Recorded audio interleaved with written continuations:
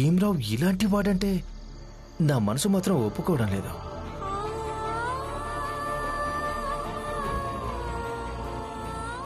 ఒక మాట చెప్పనా, నీ స్థానంలో ఒకవేళ ప్రపంచంలోని ఏ అమ్మాయి ఉన్నా కూడా ఇప్పుడే ఈ క్షణమే భర్త ఇల్లు వదిలేసి వెళ్ళిపోతుంది. కానీ నీ సంగతి అయితే నాకు తెలీదు.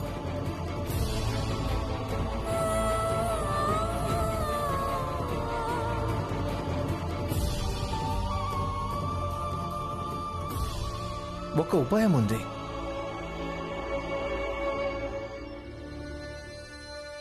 అరచేతుల్లో నీళ్లు పోసుకొని అందులో దూకి చావు.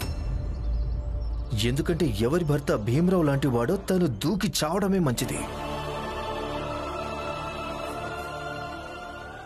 ఎందుకంటే రమా, అకారణంగా ఎవరినైనా మాటలు అనడం వేరే విషయం, కానీ ఏదైనా కారణం వల్ల కఠినమైన నిర్ణయం తీసుకోవడం వేరే విషయం.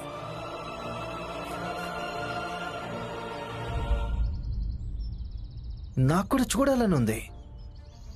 భార్యనని అంతగా గర్వపడే ఒక అమ్మాయి భర్త తనకు ద్రోహం చేస్తుంటే ఏం చేస్తుందో.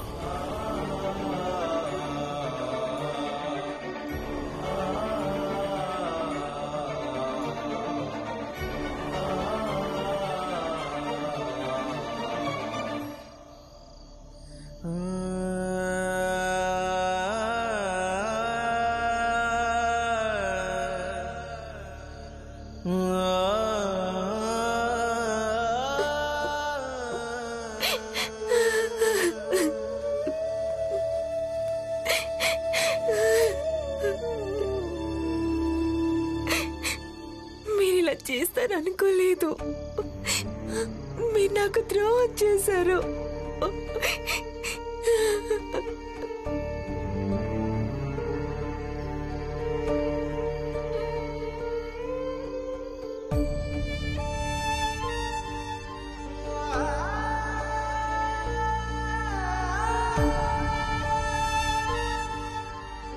ప్రపంచానికి నువ్వు ఏమైనా కావచ్చు, కానీ నువ్వు నా మనసు ప్రపంచానికి మహారాణివి. అలాగే ఎప్పటికీ ఉంటావు. జీవితంలో ఏ ఏ భాషలు నేర్చుకున్నా ప్రతి భాషలోనూ నీకు ఇలా చెప్తాను, నేను జీవితమంతా నిన్ను ఇలాగే ప్రేమిస్తూ ఉంటానని. చదువురాని దాన్నైతే ఏమైంది?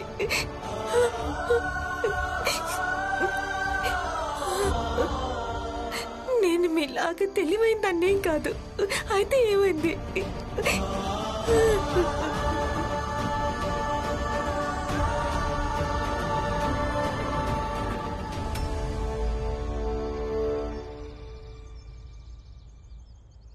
వదినా, ఏమైంది?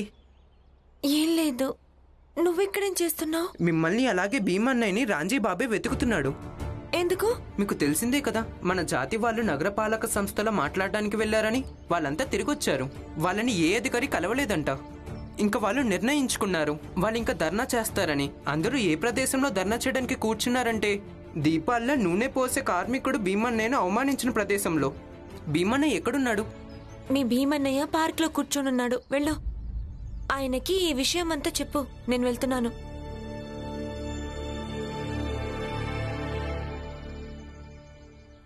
గురువుగారు, చల్లగా ఉండు.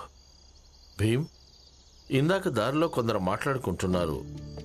భీమ్ అనే పేరు గల కుర్రాడు తన వీధిలో దీపం స్తంభాలు పెట్టించాలనుకుంటున్నాడు. అందుకే అతను వెతికి వెతికి మరీ తమ వీధిలో వాళ్ళను పోగు చేశాడు అని, అలాగే నగరపాలక సంస్థకు వ్యతిరేకంగా సమ్మె చేయిస్తున్నాడని. అలాగే వాళ్ళు కూడా ఇలా అనుకుంటున్నారు, ఆ కుర్రాడు చాలా అత్యాశ గల స్వార్థపరుడు, ఎంత ధూర్తుడో, తన స్వలాభం కోసం మొత్తం తన జాతినే పనిలో పెట్టాడు అని. మరి మీకేమనిపిస్తోంది గురువుగారు?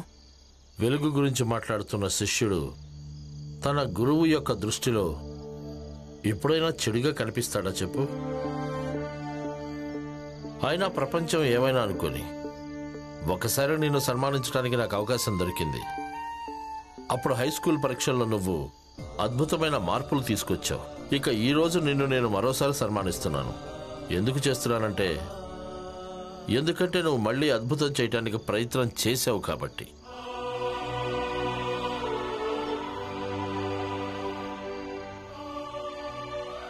ధన్యవాదాలు గురువుగారు. కానీ అంతగా నేనేం అద్భుతం చేశానని? భీమ్, నా జీవితంలో నేను ఎంతో మంది శిష్యుల్ని చూశాను. నువ్వు కాకుండా నాకు ఎంతో మంది శిష్యులు ఉన్నారు. కానీ నువ్వు వాళ్ళందరికంటే భిన్నమైన వాడివి. ఎందుకు భిన్నమైన వాడివంటే నువ్వు ఎంత పెద్ద పని చేస్తుంటావో అది నీకు కనీసం అంచనా కూడా ఉండదు. ఈ విషయం కేవలం దీపపు స్తంభాలకే పరిమితం కాదు భీమ్. నువ్వెప్పుడూ వెలుగు కోసం అన్వేషిస్తూ ఉంటావు. అది జ్ఞానం వెలుగు కావచ్చు, ఆశల వెలుగు కావచ్చు, అన్నింటినీ మార్చాలన్న నమ్మకం వెలుగు కావచ్చు. చూస్తుండు భీమ్, ఈ ప్రపంచం ఎప్పటికీ నిన్ను చీకటికి వ్యతిరేకంగా వెలుగు కోసం పోరాడే యోధుడి రూపంలో గుర్తుంచుకుంటుంది. ఇక ఈ నమ్మకం ఒక గురువుది.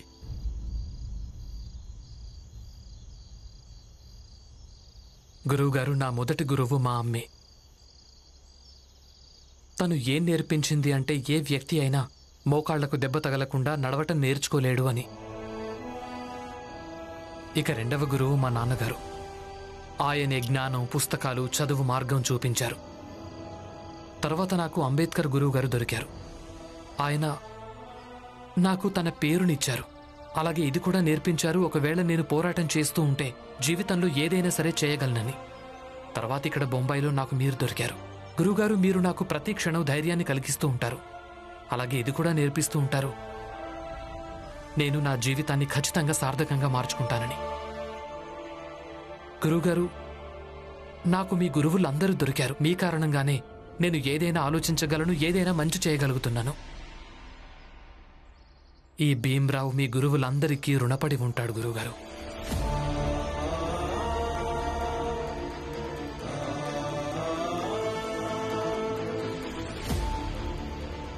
భీమన్నయ్య, భీమన్నయ్య, మిమ్మల్ని అందరు రమ్మంటున్నారు. వస్తాను గురువుగారు. పద. యశస్వీ భవ. దీపాలు లేనంత వరకు అంతవరకు ఏ పని చెయ్యం. దీపాలు లేనంత వరకు అంతవరకు ఏ పని చెయ్యం. దీపాలు లేనంత వరకు అంతవరకు ఏ పని చెయ్యం. దీపాలు లేనంత వరకు అంతవరకు ఏ పని అరవండి, చెయ్యం. అరవండి, అరవండి, బాగా అరవండి, గట్టిగా అరవండి. ఏంటి రామ్జీ, అరవడం వల్ల దీపాలు పెట్టేస్తారా? ఇక దీపాలు పెట్టినా పెట్టకపోయినా కానీ బొంబాయిలో మాత్రం చెత్త గుట్టలా ఖచ్చితంగా పేర్కొంటుంది. మేము కేవలం ఇంతేలేము. మా జాతి వాళ్ళు తిరిగి తిరిగి మా జాతికి చెందిన కార్మికులందరికీ చెప్తారు బొంబాయిలో చెత్త తీయొద్దని. ఇక మీరు ఎదురు చూస్తూ ఉండండి. భీమ్ ఎక్కడున్నాడు? ఏమో నాకు తెలీదు. ఆయన నా వెంట రాలేదు. రామాబాయ్, నువ్వు మర్చిపోతున్నావు, భీమరావు కదా, దారి తప్పుంటాడు. దీపాలు లేనంత వరకు అంతవరకు ఏ పని చెయ్యం. ఆపండి. మీరు ఎన్ని నినాదాలైనా చెయ్యండి, ఆమరణ నిరాహార దీక్ష చెయ్యండి, లేదా ధర్నా చెయ్యండి, ఒరిగేదేమీ ఉండదు.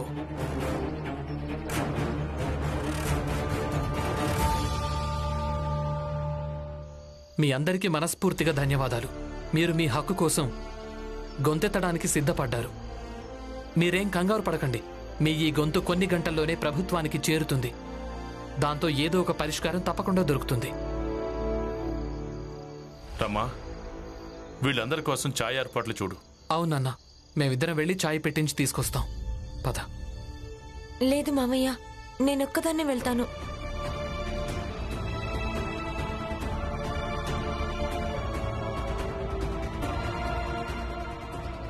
నేనిప్పుడే వస్తాను. రమా, రమా, రమా, ఆగు, ఆగు రమా. ఏమైంది నీకు? ఏం లేదు. మీరెక్కడికి వెళ్తారో వెళ్ళండి.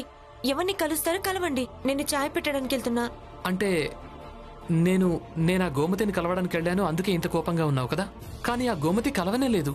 ఆ గోమతి గురించి అసలు మాట్లాడాలని లేదు.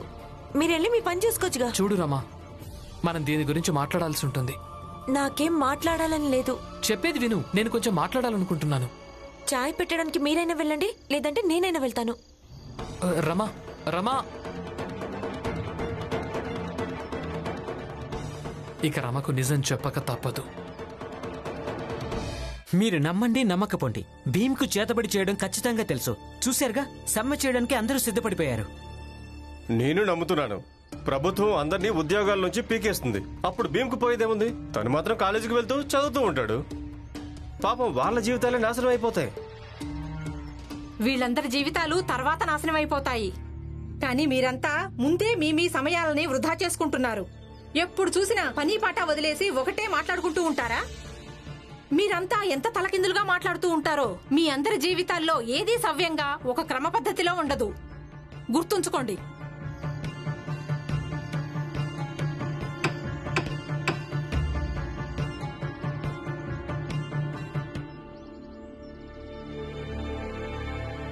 మరి అంతమంది కోసం నేను పాలు చక్కెర ఇవ్వలేను.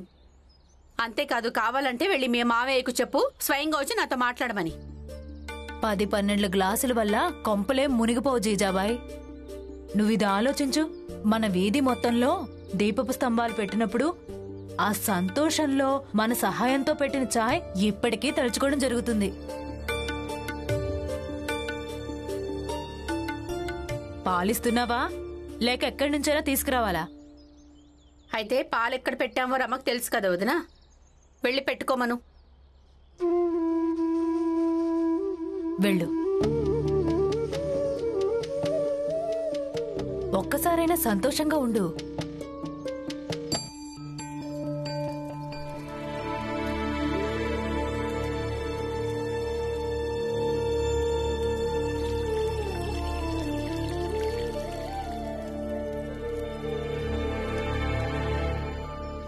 గోమితి అని ఎవరు అమ్మాయి పేరు.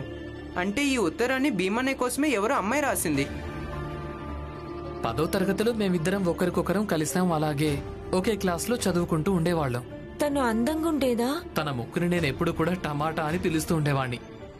గోమతి నన్ను కలవబోతోంది. రేపు మధ్యాహ్నం మేము ఏ పార్కులో కలవబోతున్నాము అంటే, నేను ఇంకా కేలుష్కర్ గురువు గారు కలిసి చదువుకునే పార్కులో.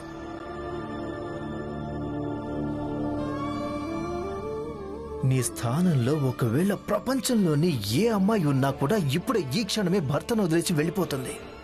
నాకు కూడా చూడాలనుంది. భార్యనని అంతగా గర్వపడే ఒక అమ్మాయి భర్త తనకు ద్రోహం చేస్తుంటే ఏం చేస్తుందో.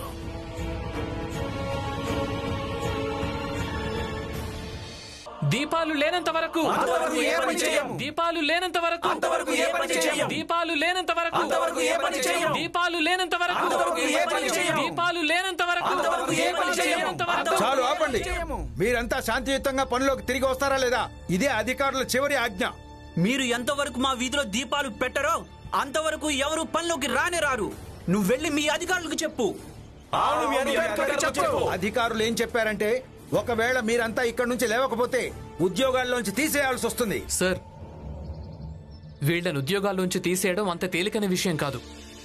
ఒకవేళ వీళ్ళ ఉద్యోగాల్ని వదిలేస్తే అప్పుడు వీళ్ల పనిని ఎవరు చేస్తారు? అది మీ జాతి వాళ్ళు చేస్తారా? 9-10 రోజులు మీరు మురుగు శుభ్రం చేసి చూడండి. అప్పుడు మీ అహంకారం అంతా దారిలోకి వస్తుంది. ఇక సార్, మీరు నోరు తెరిచి సవ్యంగా మాట్లాడడం కూడా లేదు. పైగా వీళ్లను ఉద్యోగాల నుంచి తీసేస్తామని బెదిరిస్తున్నారు. దీపాలు లేనంత వరకు, దీపాలు లేనంత వరకు, దీపాలు లేనంత వరకు, దీపాలు లేనంత వరకు.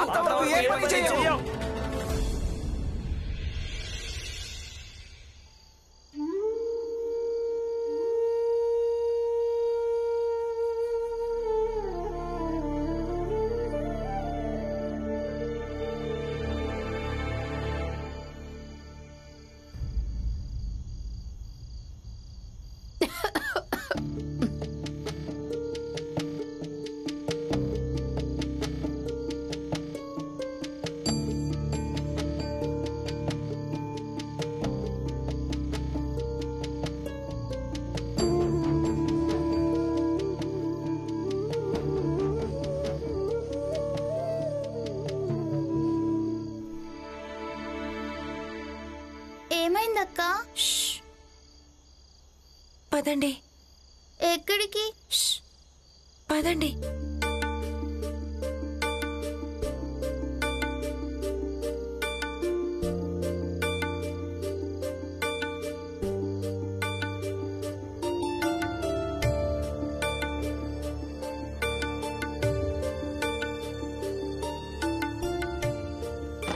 దీపాలు లేనంత వరకు దీపాలు లేనంత వరకు దీపాలు లేనంత వరకు దీపాలు లేనంత వరకు దీపాలు లేనంత వరకు.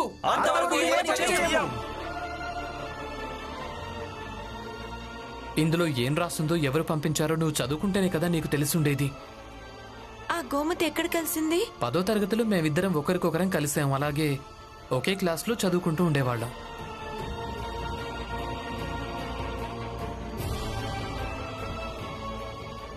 ఇప్పుడు మీ జీవితంలో చదువుకున్న గోమతి ఉన్నప్పుడు నాలాంటి చదువురాని దాంతో ఏం పని? నేను ఎక్కడైనా ఉండగలను, కానీ మీ దగ్గర ఉండాలని లేదు.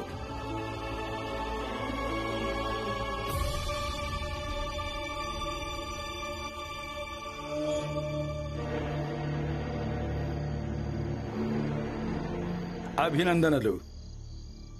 ఈమె వాడి జీవితంలో వెళ్ళిపోయింది. నిజంగా ఇది నీ గెలుపే నరోత్తం. ఆ భీమ్ యొక్క ఓటమి. బాబాయ్,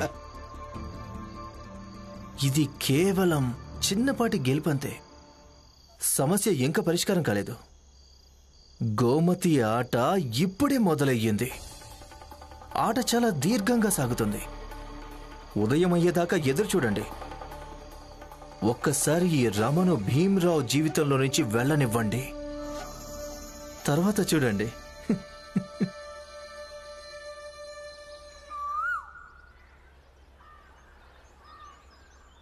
దీపాలు లేనంత వరకు దీపాలు లేనంత వరకు దీపాలు లేనంత వరకు. అరే ముందు మీరంతా నోరు మూయండి. మా వీధి మొత్తం చెత్త పేరుకుపోయింది. వీధంతా చెత్త దుర్గంధంతా వాసన వస్తుంది. ఇక మీరంతా ఇక్కడ కూర్చొని విశ్రాంతి తీసుకుంటున్నారా? చూడండి, మీరేమీ మాట్లాడకండి. మీరు కేవలం శాంతంగా ఉండండి. నేను మాట్లాడుతోంది మీతోనే. మీకేమీ వినిపించట్లేదా? అందరికందరూ చెవిటి వాళ్ళు అయిపోయారా? పైకి లేవండి, లేచి వీధిలోనే శుభ్రం చేయండి. లేదంటే చెప్పు తీసి అందరికి 4 వాయిస్తాను. అందరి మొహాలు వాచిపోతాయి. పైకి లేవండి. ఏయ్, ఏం చూస్తున్నావు? పైకి లేవండి, వచ్చి శుభ్రం చేయి. లే,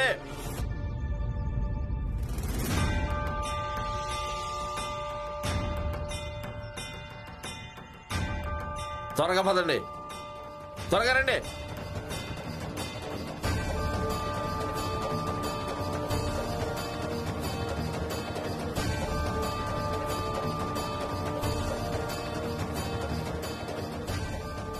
ఏంటిది?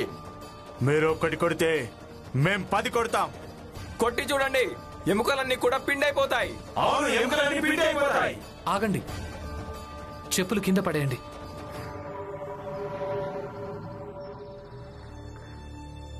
మేము కేవలం 3 సార్లే మీ మాట వినలేదు. మీకు అంత కోపం పొడుచుకొచ్చింది కదా? మమ్మల్ని ఈ సమాజం మొత్తం శతాబ్దాల నుంచే పట్టించుకోవటం లేదు. ఆలోచించండి, మాకెలా అనిపిస్తుండొచ్చో. ఇక మీరు వెళ్ళి మీ వీధిని మీరే శుభ్రం చేసుకోండి. ఒకవేళ చెయ్యాలని లేకుంటే మా కోరికలు నెరవేరేదాకా ఇక్కడే ఎదురు చూస్తూ ఉండండి. ఒకవేళ మీరు కోపం చూపించాలనుకుంటే నగరపాలక సంస్థలోకి వెళ్ళి చూపించండి. ఇక్కడ కాదు, వెళ్ళండి. ఈయన మనకేం కోపం చూపించగలడు? 100 మంది నగరపాలక కార్యాలయానికి చేరుకున్నారని తెలిసింది. ఇక అందరూ అక్కడ వాళ్ల వీధులన్నీ శుభ్రం చేయించాలని కోరుతున్నారు. ఇప్పుడు ఖచ్చితంగా నగరపాలక సంస్థలోని అధికారులు మిమ్మల్ని చర్చల కోసం రమ్మంటారు. సిద్ధంగా ఉండండి. చూడండి,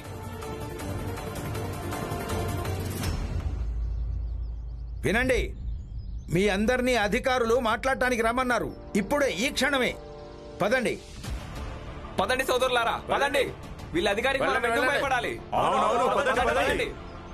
భీమ్, నువ్వు కూడా మాతో పాటు పద. నువ్వు చదువుకున్న వాడివి, అధికారులతో బాగా మాట్లాడగలవు. అక్కడున్న వాళ్ళతో మేమేం మాట్లాడగలం? పద. లేదు లేదు, నేను మాట్లాడడానికి నాకేం అధికారం ఉంది? నేను వీళ్లతో కలిసి పని కూడా చెయ్యను. మేము నిన్ను మా నాయకుడిని చేసుకుంటాం భీమరావు. ఇక పద, మీరేమంటారు?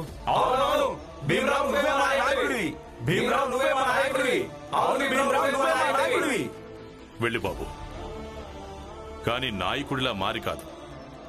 నువ్వు వీళ్లకు మిత్రుడిగా మారి వెళ్ళు. పదండి. భీమ్, ఏమైంది? అన్నయ్య అన్నయ్య, రమ ఇంట్లో లేదు. తన సామాను కూడా కనపడట్లేదు. ఏంటి? ఎక్కడికి వెళ్ళిపోయింది? తెలీదు భీమ్. మేము అన్ని చోట్ల వెతకం గానీ తను ఎక్కడా కనపడలేదు. నాన్న, రమను వెతుకుదాం పదండి. నేను రమను వెతకడానికి వెళ్తున్నాను. మీరు వెళ్ళండి. రమ పారిపోయింది.